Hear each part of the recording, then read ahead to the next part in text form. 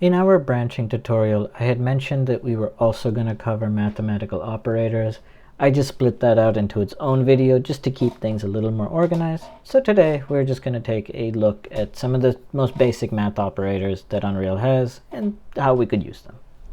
So thinking back to basic math, there are 4 very basic math operations. We have addition, subtraction, multiplication, and division. We can apply these to any type of number, so that includes vectors, floats, and integers.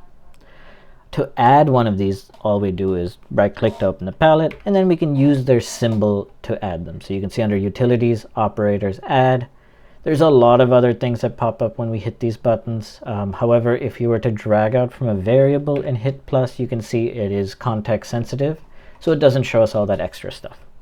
So to add any of these variables, we could come here, we could hit plus. If I hit minus, it shows me subtract. Divide shows me divide. And the multiplication symbol shows me multiply. When you look at one of these pins, Unreal is very nice. Again, it shows them as gray, which indicates that many different things could plug in here. So for example, if I was to make a new variable, call it float, and I'm just going to set this type of variable to a float. Drag it out here, and if I was to plug it into one of these, you can see it changes the whole thing to a float. Same thing with this integer value. If I plug them in here, you can see that it changes the value to an int. Let's just see these pin in action. So we have y that's equal to 5, x that's equal to 10. 5 plus 10 should be 15. So let me just print that to see what it is. Make sure to change the duration. Plug this in here.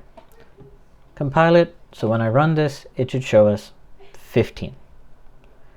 The same holds true for all of the other types of pins that we have, or the other types of math operations we have. So let's just real quick look at minus. We have 5 minus 10, which will give us -5. If I run this, you see our answer is -5. And just like that, we can use all of these math operators in our game to manipulate the numbers and the variables we have. You might have health.